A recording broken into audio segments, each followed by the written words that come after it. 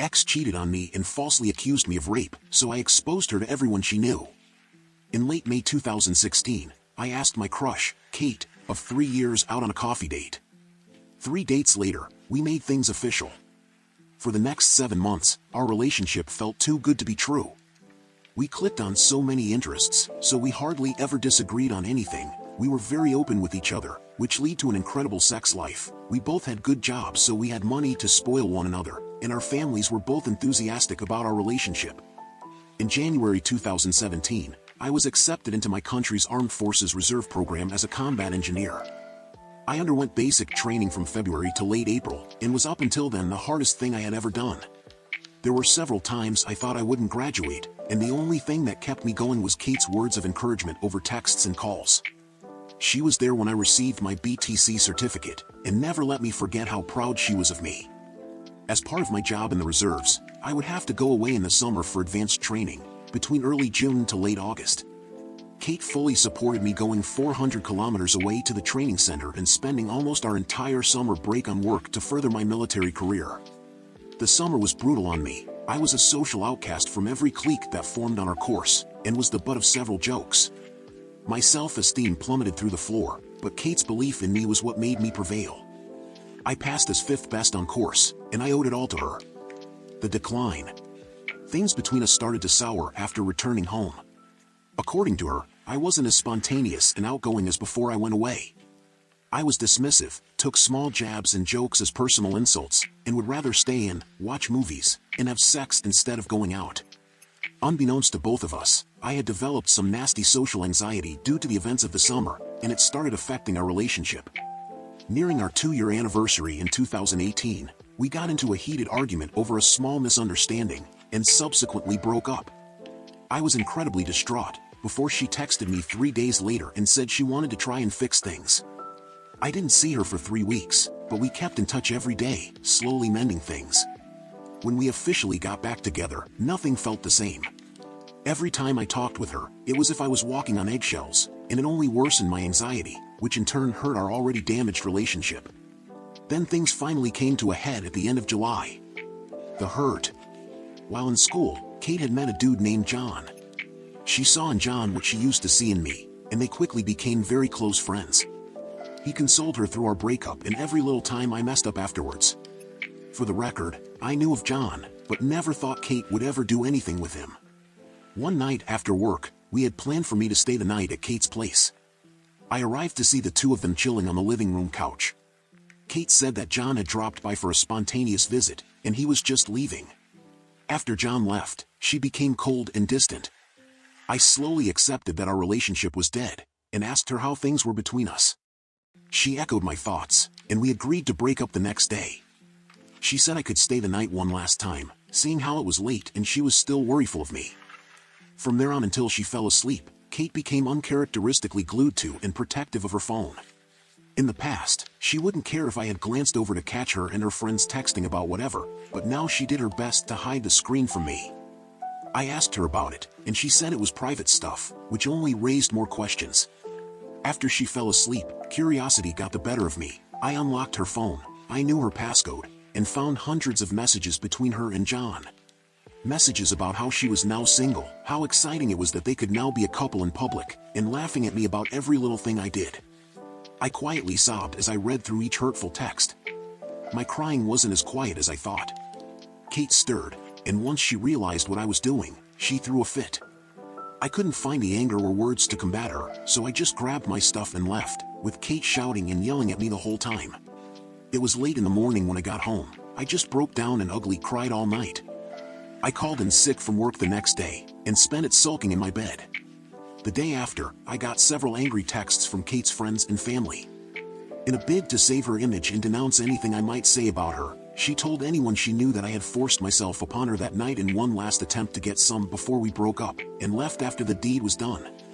Though what I had done was scarring, she refused to press charges because she didn't want to make a circus of her life in court and was the bigger person by doing so.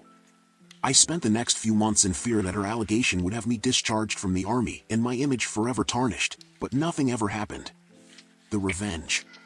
5 months afterwards, Kate DM'd me.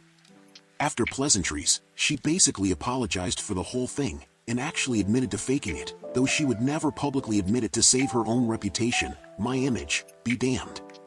This angered me, but I kept cool.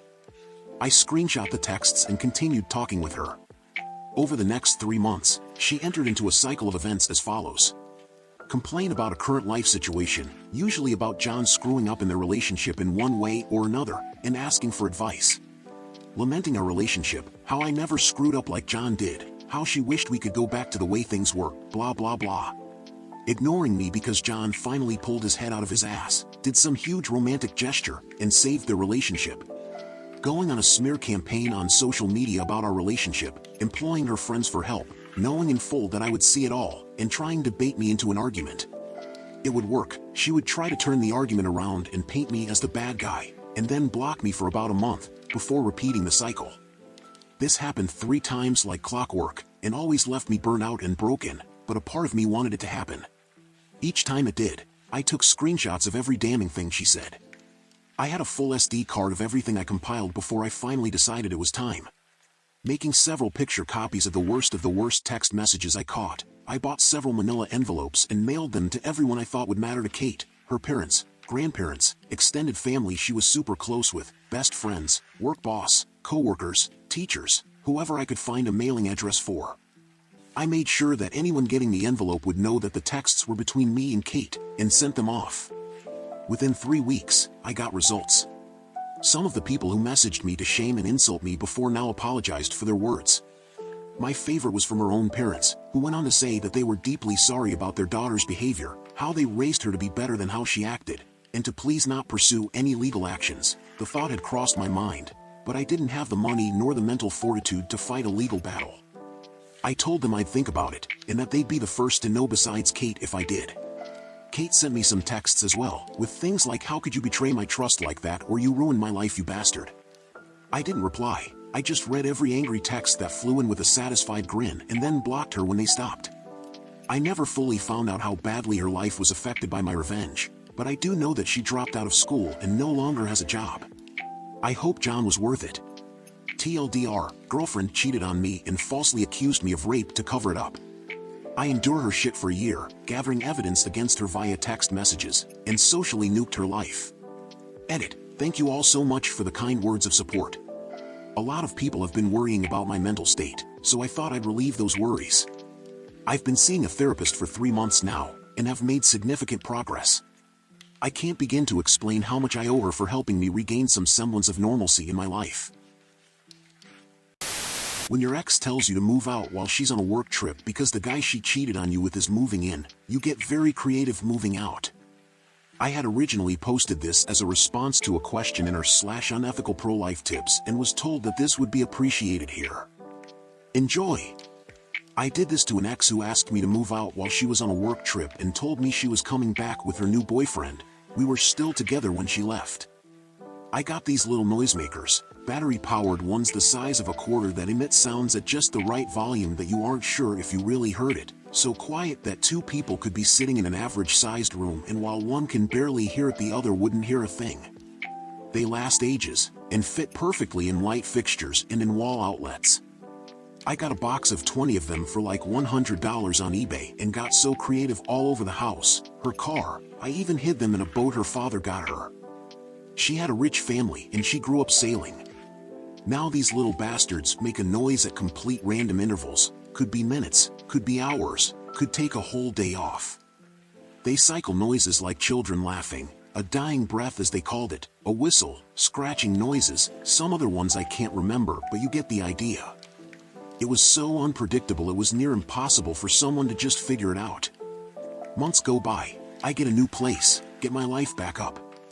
Now we had a few friends in common and one of them I kept up with. They were kinda sour about how she ended things, but they had grown up together and kept up the friendship, loosely talking and catching up on occasion. I never really asked about her, but one day we get to talking and he's wanting to prank some friends on a camping trip, so I tell him about the noisemakers. As I'm telling him about them, he slowly starts making this face, like he's gradually losing his shit. He's got this huge grin on his face and asks me, "You put these in her stuff, didn't you?" And when I admit, he starts laughing hysterically. Turns out her new boyfriend had only lasted a few months, and had left, telling her that he couldn't handle whatever was going on with them and their mental states. Turns out for a while, they had both heard things, and sometimes only one would hear them, which gave the illusion that something really messed up was going on in their heads at different times. They couldn't figure it out, and eventually he wanted out completely, and having run down all the crazy list of stuff people who are hearing voices would think, he ended up believing he had been infected with some brainworm the government was putting in vaccines or something like that. It was amazing. I hadn't expected to hear anything about it. I rode that train for weeks. When it went away, I got another hit of that high. She moved out, told her parents she didn't want the house and to give it to her brother or sell it. Wouldn't tell them why. I always tell people who ask about her that I hold no grudge, and don't tell them the part where I totally messed with her so bad. I overshot got her backstage and hit the blissful state of satisfied with my work. My wife knows this story by heart because it's her favorite one to tell.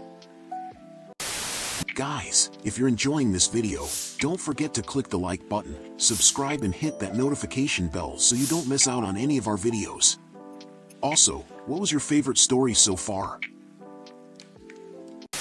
My £8.50 revenge on my cheating, thieving ex. When I was at uni, I started dating this guy. At first, he was wonderful. Dedicated to his studies, fun to be around, attentive, and always surprising me with things, working hard at his job, etc. Then, bit by bit, things unraveled. He started skipping classes. Then he barely bothered to go at all. Worse still, he never helped around the house. Never washed up, cleaned up, did laundry, nothing. He was even fired from his job for too many no-shows. All he wanted to do was sit at home and play Xbox or browse the message boards and forums. This was in the days before social media, when dinosaurs roamed the earth. This left me having to pick up extra shifts, sometimes double and triple shifts, all while going to class and studying. I later learned that this was a pattern for him. He'd be really dedicated to whatever he set his heart on, but then get bored, and fall back into old bad habits. Then he'd find a new passion, and rinse and repeat. I knew I should have ended the relationship much sooner, but I held out hope that he would snap out of it, that maybe it was just exam stress getting to him. I desperately wanted things to go back to how they were. But it was not meant to be. I caught him cheating and threw him out. I was so stressed with everything that it wasn't until the next day that our joint savings account crossed my mind. There was a little over £5,000 in there, and bar a few hundred from him, the rest was money I had saved. I checked the account, and it was all gone. My ex had cleaned out the account and moved into a new flat with his side chick. I called the bank. There was nothing they could do. He was authorized on the account. I contacted the police. They told me there was nothing they could do since it was a joint account, so nothing criminal had happened. They suggested taking it to civil court, but said I'd probably spend more money than I got back in legal fees, so it likely wasn't worth it. My ex had stolen £5,000 and there was nothing I could do about it. I felt like such an idiot. I got even angrier when I saw his posts on various forums boasting about his new game consoles, new games, new TVs and gadgets. All bought with my money. I'm not usually a vengeful person. Petty on occasion, sure, but I've never wanted to exact revenge as much as I did right then. And I knew just how to do it. While I was a student, I tempied every summer to help pay for my studies. One such job had been for a debt collection agency. The work was as shitty as you can imagine, but it paid really well, and it was only for a few months. My ex had been dodging debt for many years, and he was very proud of that fact. He was also proud of the fact that his debt was close to being statute barred and he hadn't paid a penny.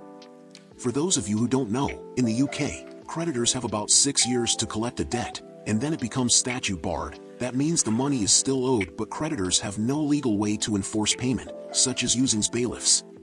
My ex was a few months away from reaching statute barred status. However, what a lot of people don't know is that making a payment on that debt resets the clock. If you pay any amount, then that 6 years starts from scratch. Previously, I had used my insider knowledge to help him dodge the debt. Now, I would use it to hit him where it hurt. By the end of our relationship, I was handling everything, including his debts. I had the paperwork, so I knew who he owed and how much. I called his creditors up. I was honest and said I was a friend calling to make a payment on his behalf. I didn't pretend to be him because that would be a big legal no-no. They weren't allowed to disclose any details, but they were able to take payment. I paid the minimum I could on each debt, about £1 on most, but one had a minimum payment of £1.50. It was the best £8.50 I have ever spent. I also made sure to give them his new address and contact details, as well as his parents' address. Having worked in the biz, I knew they wouldn't change the address since I wasn't the account holder, but they would note it. They had various systems where they could search for his name against that address and see if anything came up. If they got a hit, they'd change the address. The trap was set. All I had to do was wait. A few months rolled by. Then it happened. His posts on the forums went from boasting about his new gaming PC to panic about a court date. He called me and begged for advice. I told him to F off. Seeing I wouldn't help, he asked for advice in the forums. One of his online friends told him not to turn up to court, that way they wouldn't be able to prosecute without him there. It was terrible advice that was 100% untrue. In fact, not showing up is one of the worst things you can do, especially in civil court. This was getting better and better. The court date came and went. My ex, naturally, didn't go. A few weeks later, my ex posted photos of his empty flat. Bailiffs had cleaned him out and taken every last one of his shiny new gadgets and toys. On top of that, he ended up with several CCJs, county court judgments. These are a big deal and can seriously damage your credit history, making it hard to get bank accounts outside of basic ones, near impossible to get credit, including getting a mortgage, and it can also make it hard to rent a place since many landlords don't like renting to people with CCJs as they're considered high risk. He also won't be able to find jobs in the financial sector. Now that he was broke and didn't have nice things, his side chick left him. I never got my £5,000 back, but it felt good to see everything he bought with his ill-gotten gains taken away. Hope that £5,000 was worth it. For anyone wondering how a student accrued 6 years of debt, he started at the university I attended when he was 25. He had initially gone to a different university at 18 but dropped out at 19 and went into the world of work. Then he convinced his parents to fund a business degree. He wanted to become an entrepreneur. And for anyone worried about the age gap, I deferred my uni start date by a few years so I could travel. I was 22 when we started dating. He was 26. We have reached the end of our video. If you found this entertaining, don't hesitate to show your support. It means the world to us and it helps us make more videos like this. Our team wishes you a fantastic day.